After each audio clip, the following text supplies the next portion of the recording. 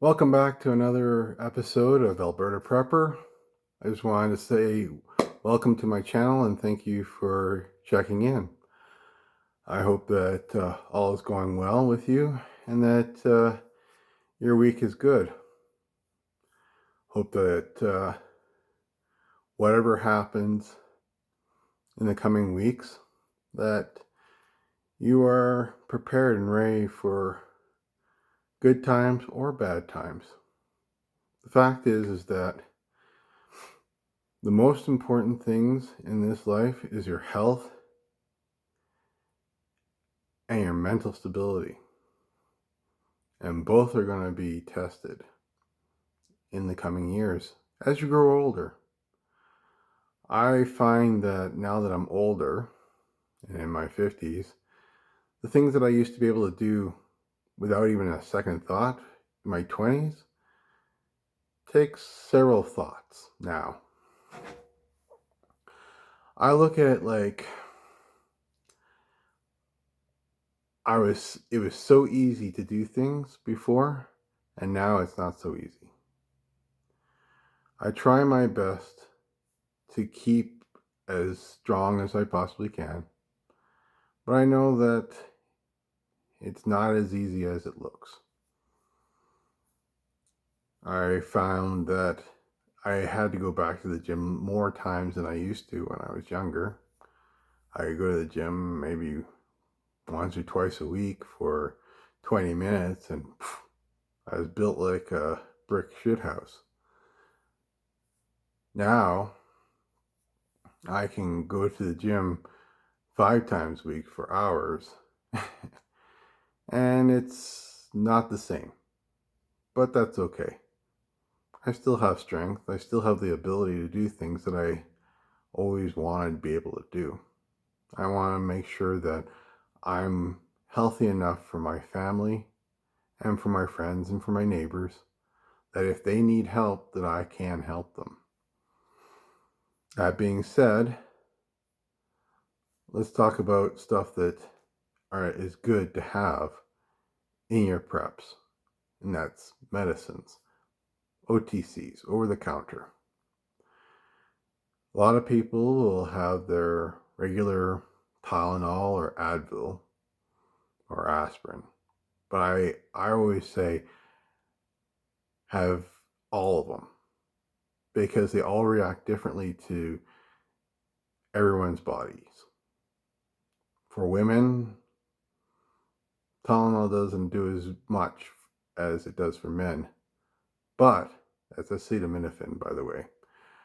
But Advil, which is ibuprofen, does very well for women, but not so good for men. It still works, it just doesn't work as well. And aspirin is a good anti-inflammatory and also works well for a blood thinner, which means that you would have to make sure that you use it properly and as directed.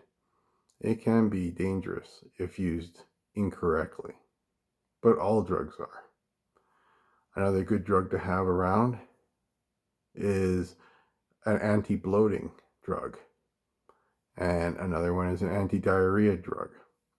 Now, you don't always need to have the anti-diarrhea drug because there is a way of mitigating it in a more natural way, and that's called charcoal.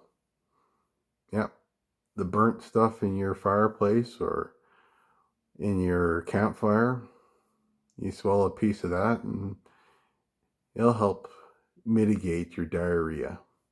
You have too much of it and it'll bung you up and you'll have nothing but constipation.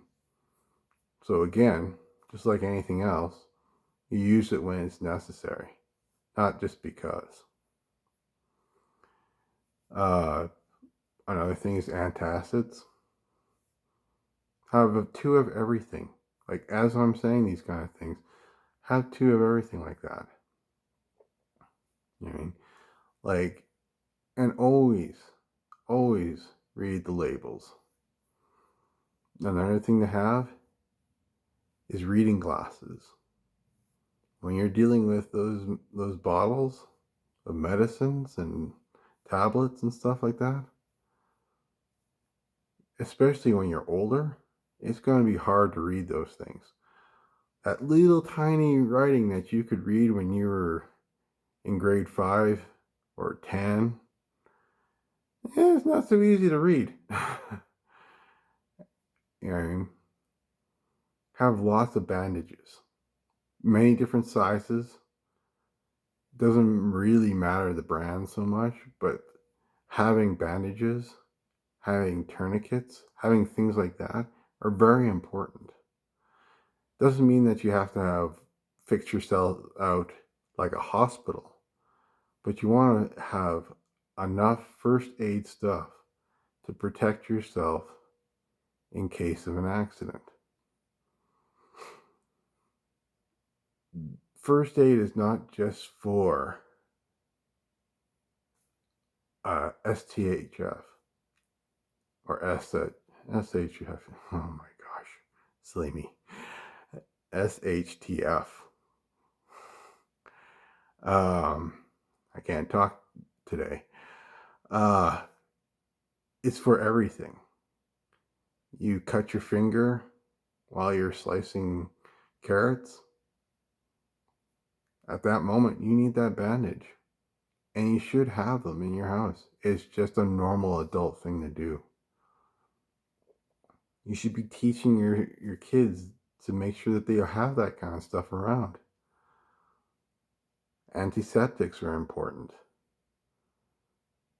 I mean, Vaseline, vitamins.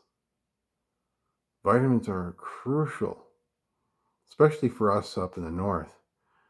We're low on D, on C, on B12 in our diets. Like D and C helps our immune systems. But we up here in the north and us in the older generation, we're lacking that kind of stuff. We should be taking more of it. We should be taking care of ourselves.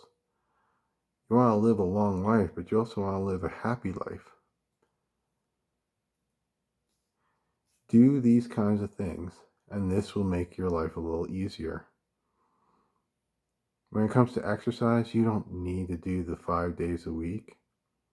I do it because I want to do certain things in my life that take a little more strength than normal. But doing 2 times a week, some stretching, basic stretching, toe touching, going like this, for 10, 15 minutes a day, to be able to do those things that you want to do or keep doing, to play with your kids, grandkids, do those kinds of things. And for the younger ones, make sure that you take care of yourself. Be careful of too many injuries. Those injuries come back. They don't come back as in injuries, but they come back as aches and pains. Oh, the number of times that you wake up in the morning and you're like, uh-oh, that's not feeling good. And you hadn't done anything, but because you injured yourself when you were younger and badly, and you just walked it off and laughed about it, those things come back when you're older. So, that being said, figure out what you need in your medicine cabinet and your first aid kits. Make sure that they're stocked up. Make sure that you take care of yourself in your vitamins and in your exercise. And make sure that you do something every day to be better than you were today. If you like what you hear, subscribe and like. Alberta Prepper out.